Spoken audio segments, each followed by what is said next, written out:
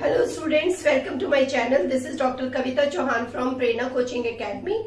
Children, today I am going to discuss with you very important topic, Sardar Patel and National Integration from the chapter Challenges of Nation Building for Class 12 Political Science book, India Since Independence. I have already uploaded explanation videos for this chapter.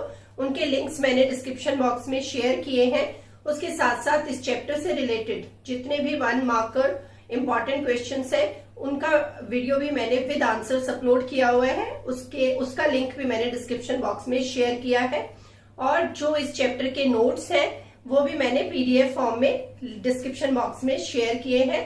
But if you are new to my channel then also do subscribe to my channel and press the bell icon ताकि मेरे सारे videos की update आपको regularly मिलती रहे.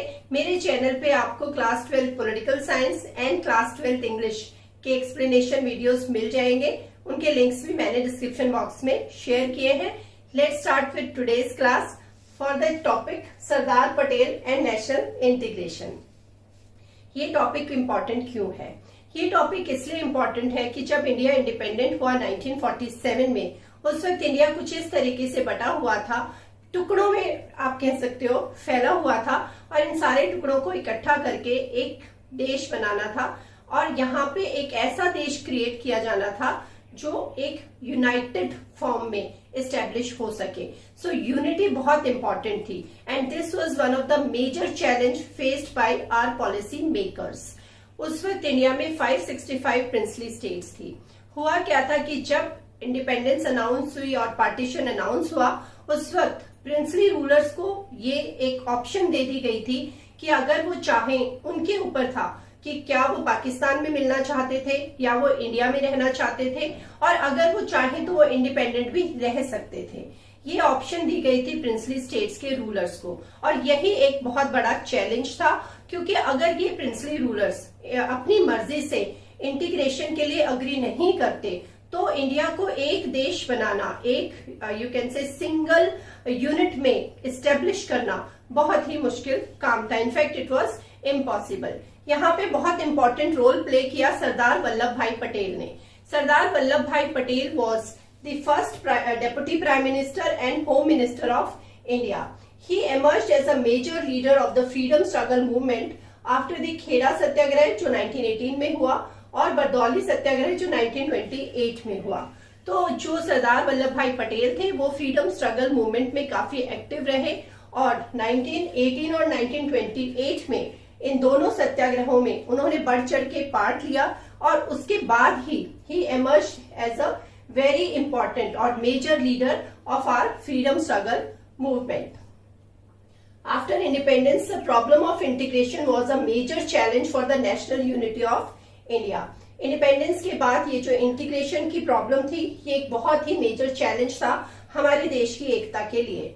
सरदार Patel undertook the daunting task of uniting all 565 princely states of India. और सरदार पटेल ने इस चैलेंज को एक्सेप्ट किया और एज ए टास्क लिया कि वो इस इंटीग्रेशन के टास्क को अचीव करेंगे पूरी तरीके से. He was known as the Iron Man of India. Patel's approach to the question of merger of these states into India was very clear. He was very clear. He did not want to compromise upon the national integrity of our country or territorial integrity of India. इस चीज में वो बहुत ही clear थे कि देश की जो एकता है या इंटीग्रिटी है उसको कंप्रोमाइज नहीं किया जाएगा किसी भी हाल में इंटीग्रेशन को फॉलो करने के टाइम पे. He was not in favor of any compromise with territorial integrity of India. तो उन्हें देश की एकता भी बनाए रखनी थी और इन प्रिंसली स्टेट्स के रूलर्स को भी कन्विंस करना था कि वो इंडिया में अपनी स्टेट को इंटीग्रेट कर लें. उनके पास पॉलिटिकल एक्सपीरियंस था, डिप्लोमेटिक स्किल्स थी और फोरसाइटेडनेस थी, दूरदर्शिता. इन सारी क्वालिटीज के साथ उन्होंने जब प्रिंसली रूलर्स को अप्रोच किया तो इनफैक्ट इंडिपेंडेंस से पहले ही ज्यादातर जो प्रिंसली स्टेट्स थी वो इंडिया में मर्ज हो चुकी थी या इंटीग्रेट हो चुकी थी. So you can say that by his political experience, diplomatic प्राउस and foresightedness, many had given their consent to merge already before independence. Now there were three key challenges he faced from the three main states. So Sardar Patel faced key challenges of integration from three states. One was Hyderabad, second was Junagadh and third was Kashmir. So Kashmir के integration के ऊपर मैं एक और video बनाऊंगी, तो वो आप देख सकते हो। उसके साथ साथ हैदराबाद का जो इंटीग्रेशन का पूरा प्रोसेस है वो मैंने जो ऑलरेडी वीडियोस अपलोडेड है उनमें पूरा अच्छे से डिस्कस किया है, तो आप वो भी देख सकते हो। जूनागढ़ का इंटीग्रेशन भी हो गया था स्मूथली। तो ये तीनों स्टेट्स थी जिन्होंने मेन एक चैलेंज रखा सरदार पटेल के सामने। It was under his leadership that Indian forces compelled Hyderabad and Junagadh to merge with India. उनकी लीडरशिप रही और उस लीडरशिप के साथ साथ जो ये दो स्टेट्स थी हैदराबाद और जूनागढ़, वो हमारे देश में इंटीग्रेट कर दी गई with the help of Indian forces. अब आया क्वेश्चन कश्मीर का। Sardar Patel's opinion was different on merger of Kashmir from others.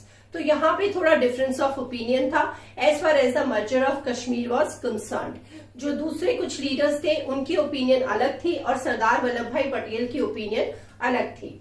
वो क्या चाहते थे? He wanted Kashmir merger through military operations. जिस तरीके से हैदराबाद को इंटीग्रेट किया गया था वो चाहते थे कि इसी तरीके से मिलिट्री ऑपरेशंस फॉलो करते हुए कश्मीर को भी इंटीग्रेट किया जाए, but due to various reasons he could not succeed in integrating Kashmir fully with India। लेकिन जो भी कहो उस वक्त जो हालात थे वो इसको पूरी तरीके से इम्प्लीमेंट नहीं कर पाए, या जो उनकी ओपिनियन थी वो पूरी तरीके से एक्सेप्ट नहीं की गई। So this is how you can say, but he played a very important role in the integration of princely states into Indian union. इसमें आप देख सकते हो ये जो मैंने इंफॉर्मेशन यहाँ पे लिखी है, ये सारी इंफॉर्मेशन सीबीएसई की साइट पे दी हुई है और सारे इंपॉर्टेंट पॉइंट्स मैंने यहाँ पे लिख दिए हैं। तो यहाँ पे आपको जैसे 1 मार्क क्वेश्चन के हिसाब से अगर हम देखें तो आपको ये आंसर्स भी पता होने चाहिए कि जैसे यहाँ पे सत्याग्रह दिया हुआ है बरदौली और खेड़ा के बारे में, उनके ईयर्स आपको पता होने चाहिए। इसके साथ साथ आपको ये सब पता होना चाहिए that he was the first deputy prime minister, he was the first home minister of India, and also that he was known as the Iron Man of India। Also about all of his three qualities, political experience, diplomatic prowess and foresightedness, ये तीनों qualities आपको पता होनी चाहिए। You also must note down that he faced key challenges of integration from these three states। So this is how you must prepare for examination। I hope you understood and I hope you enjoyed the class। अगर आपको ये video पसंद आया तो like button press करना मत भूलना, और अगर आपका कोई क्वेश्चन है so please leave your query in the comment section. I will certainly get back to you. Thanks a lot for watching. Stay tune for next video.